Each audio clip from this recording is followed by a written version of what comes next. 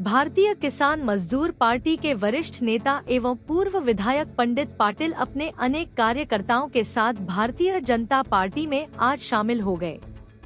इसके बाद भारतीय किसान मजदूर पार्टी के महासचिव जयंत पाटिल की मौजूदगी में कार्यकर्ताओं की अलीबाग में एक भव्य बैठक हुई। इस बैठक में कार्यकर्ताओं का उत्साह एवं जोश स्पष्ट दिखाई दिया। इस वक्त कार्यकर्ताओं ने नारेबाजी की। इस बैठक में पार्टी संगठन के विस्तार की रणनीति तैयार की गई। बैठक को शेकाप के वरिष्ठ नेता जयंत पाटिल, मानसीताई पाटिल, चित्रलेखा पाटिल और सुरेश खैरे ने संबोधित किया। शेतकरी कामगार पक्ष हा विचारांनी आणि कार्यकर्ता केडर बेस पक्ष आहे, हे तुम्हाला माहितीच आहे। त्याच्यामुळे आज अशीच आम्हाला कुटुंबाला लोक भेटायला आली, कारण की सकाळीच कुटुंबातच दुसऱ्या पक्षात पक्षप्रवेश झाला।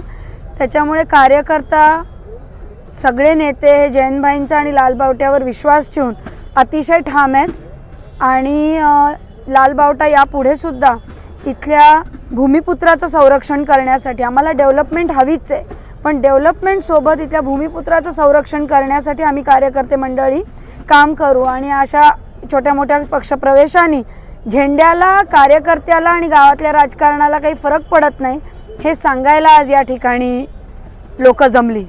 विधानसभा निवडणुकीमध्ये ज्या पद्धतीने पराभव झाला त्याची चिकित्सा देखील झाल्याचं आजच्या या सभेमध्ये दिसून आलं। काय नेमक्या गोष्टी झाल्या, कुठे कमतरता भासली, कुठे दगाफटका झाला?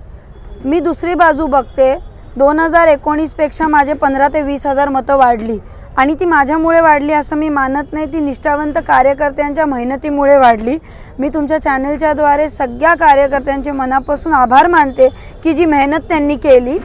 राजकारणात हार पराजय होत असतात, ते काही नवे नाही। मागे जेव्हा मी नगरसेवक झाले तेव्हा बिनविरोध झाले, आता यावेळेस मला पराभव झाला, पण राजकारण चालू राहतं। मी खरं पक्षाचे आणि पक्षश्रेष्ठीचे आभार मानले पाहिजे की माझ्यासारख्या एका तरुण कार्यकर्तीला त्यांनी आमदारकीच्या उमेदवारीचं लायक समजून कार्यकर्त्यांनी एवढं मेहनत घेऊन इथपर्यंत पोहोचवलं। वेगळे वेगळे वारे देशात राज्यात वाहत होते, तर त्या पद्धतीने जय पराजय हे चालू असतं, राहतो तो विचार आणि संघटना।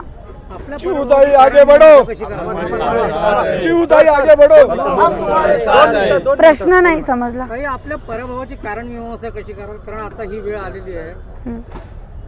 मी ते कारणांकडे बघणार नाही। मला 10-15 हजार मतच कमी पडलेली आहेत, थोडा मला तयारीला वेळ कमी पडला, तर तो आता मला मिळाला आहे 3-4 वर्षाचा, कारण की माझी उमेदवारी एकदम शेवटच्या क्षणी जाहीर झाली। त्याच्यामुळे कार्यकर्त्यांनाही तो वेळ नाही मिळाला, हे सगळे कन्फ्युजन्स चालू होते।